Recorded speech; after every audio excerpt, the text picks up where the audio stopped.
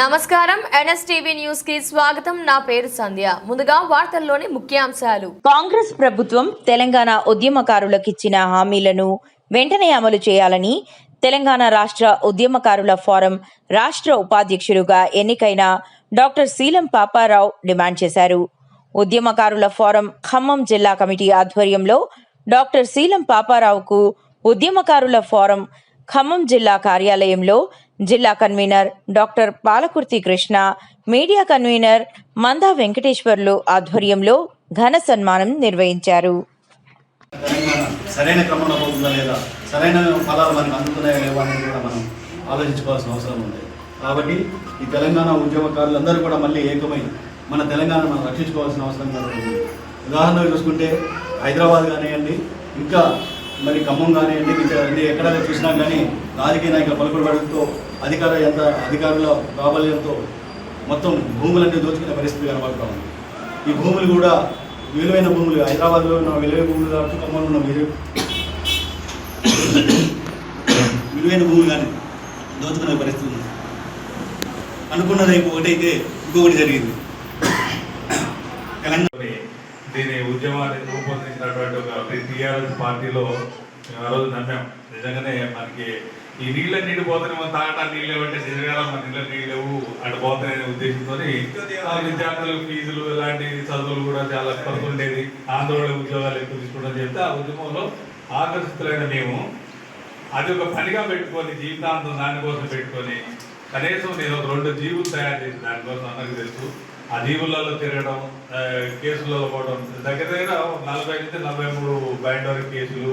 తర్వాత ఈ రాష్ట్రం వచ్చిన తర్వాత కూడా కేసులు పెట్టారు మా మీద. ఆ తర్వాత మమ్మల్ని అల్ల పట్టించుకున్న లేడు. అంటే స్వార్థపూర్వమైనటువంటి తెలంగాణ ప్రజలు కొంతమందికి ఆకాంక్ష ఉండే, కొంతమంది సంపాదించుకున్న వాళ్ళకి లేకుండే. ఆ సంపాదించుకున్న వాళ్ళందరూ కూడా హాయిగా సంపాదించుకున్నారు. ఇప్పటికి కూడా పదవులలో వాళ్ళే ఉన్నారు. మేమేమంటారు, మా పదవులు ఇరువులు ఏం అడగలేదు. టీఆర్ఎస్ ప్రభుత్వమే ప్రధానంగా మా జీవితాలు నాశనం చేసిన దాంట్లో ఫస్ట్ నెంబర్ 1. కేసీఆర్ నిజంగా తాగినప్పుడు గుర్తులేదు, తాగే ముందన్న గుర్తు బాగుండేది.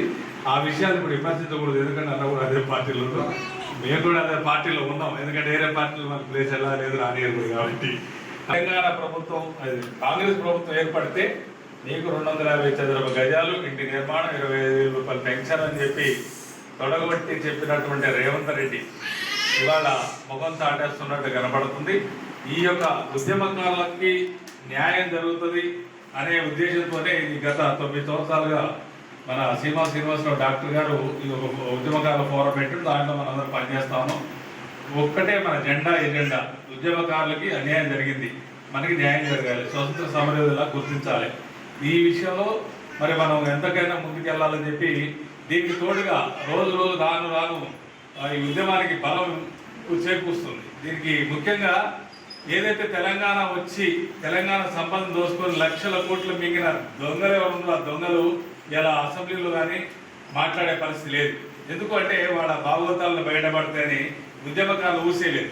మరి ఆనాడు విజయశాంతి గారు కేసీఆర్ గారితో పనిచేసి ఒక పార్టీ పెట్టి ఆ పార్టీని కూడా త్యాగం చేసి టీఆర్ఎస్లో కలిపి ఆమె తెలంగాణ ఉద్యమం చేస్తే అదే టీఆర్ఎస్లో మళ్ళీ కేసీఆర్ గారు ఆమెని పక్కకు పంపించిన పరిస్థితి చూసాం. మళ్ళీ కాంగ్రెస్ ప్రభుత్వం ఆమెకు ఎమ్మెల్సీ ఇచ్చారు. విజయశాంతి గారికి ఏ ఆస్తుల మీద ఏ అవమోహం లేనటువంటి వ్యక్తిగా మనం చూస్తాం. ఎందుకంటే ఆమె ఎన్నో సినిమాలు మన చరిత్రలో తీసింది, ఆమె సరిపోయి డబ్బు ఉన్నది సరిపోయింది. కానీ ఆమె మొన్న మాట్లాడిన తర్వాత, ఆమె మొన్న ఈ ఏదైతే సమావేశంలో మాట్లాడిన తర్వాత ఈ తెలంగాణ ఉద్యమకారులకు ఒక ఆశ చిగురించింది. ఆ ఆశ చిగురించడం వల్ల అందరూ మేధావులంతా కూర్చొని, మేధావులంతా ఒక తాటి మీదకి వచ్చి మన డాక్టర్ గారు లాంటి వాళ్ళు అంతా కూర్చొని నిజంగా ఇది ఒక సబ్జెక్టు, మరి న్యాయం జరగాలి, పేదవాళ్ళందరూ దీంట్లో మరి ఆనాడు కేసులు పాలైన వాళ్ళు, జైల్లో పోయిన వాళ్ళు, నష్టం జరిగిన వాళ్ళు, వీళ్ళ కోసం ఒక సబ్జెక్ట్ మాట్లాడాలనే ఉద్దేశంతో డాక్టర్ గారు నియమించడం చాలా ఆనందం. ఎందుకంటే ఈ యొక్క ఉద్యమకారుల ఫోరానికి ప్రధానంగా మ్యాక్సిమం అందరూ డాక్టర్లే ఉన్నారు. ఎందుకంటే సమాజ సేవ ఇది. వీళ్ళకి అన్యాయం జరిగింది, వీళ్ళకి ఏదో న్యాయం చేయాలి, మనం కొట్లాడాలి. దీనికి ఖర్చుతో కూడుకున్న విషయం కాబట్టి మరి అంత ఆర్థికంగా ఉన్నా కూడా ఖర్చులు పెట్టుకుంటూ ఉద్యమాన్ని నడిపిస్తున్న ఈ యొక్క డాక్టర్లు ఏదైతే ఉన్నారో వారికి ప్రత్యేక ధన్యవాదాలు చెప్పాలి.